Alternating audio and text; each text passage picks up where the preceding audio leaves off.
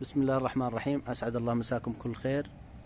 معكم الهاوي ناصر ربيعي، هذا الولد والهاوي سعيد الربيعي. عندنا فكرة صراحة، مو بوقتك يديك الله يبارك فيك. هذا يا طوال العمار المعلف اللي دائما نشتريه من المحلات، لكن عيبه يا طوال العمار الله يعزكم الطيور تبرز فيه. فزي هذا، شوف هذا الآن باقي ما ركبنا. الولد سعيد معه يا طوال العمار فاصل للديك ونواصل. الآن يا طوال العمار هذه الشوك تشترى عندنا بنجرام 13 ريال، طولها 60 سنتي. لو وجدت منها متر، طبعا 3 شوك، لو متر ممتاز بيريحك على طول، تحط المتر كامل. لكن اللي عندنا 60 سنتي 60 سنتي، فنضطر نحن يصير بينها تداخل، يعني زي هذه الآن شوف تلاحظون هذا التداخل بينها، ندخل الإبر مع الأخرام اللي في النص، فصار تداخل بمعدل يمكن 10 سنتي. وبعدين نربطها بالرباطات هذه، يعني 4-5 رباطات، وبعدين ممكن تربط مع الخروم هذه، تربط واحد من هنا وواحد من هنا سلك، على أساس أن الشوك ما يروح يمين شمال.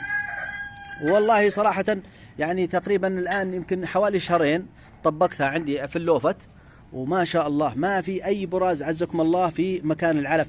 وصار المعالف أنا مخليها 24 ساعة متواجدة في الممر، يعني ما عاد اضطريت أني أرفع المعالف بعد كل وجبة. فالآن هذه بنشتغلها، وبوريكم المعالف اللي داخل في اللوفت إن شاء الله الآن، يعني على أرض الواقع. هذا الآن الولد سعيد يصب الحب، نجربكم. بسم الله ما شاء الله. وهذا الحمام الحمد لله بعد ما إن شاء الله تعافى الآن أفضل، يعني وضعه أفضل. بسم الله، اللهم صل على محمد. وهذا الحمام زي ما تشوفون ما في واحد يطلع إلا يأخذ له شوكة على طول، ما يقدر يطلع. ليه؟ الشوك هذا صار حامي. بسم الله ما شاء الله. فالآن يعني هذه ريحتني صراحة. المعالف على طول في وسط اللوفت في الممر، وما يحتاج اني كل شوي ارفعها. والحمد لله نظيفة 24 ساعة. هذا هي قدامكم. الشغلة سهلة وبسيطة وعملية جدا وتؤدي الغرض. وانتم عارفين يا طوال العمار معظم الأمراض تنتقل عن طريق براز الطيور أكرمكم الله.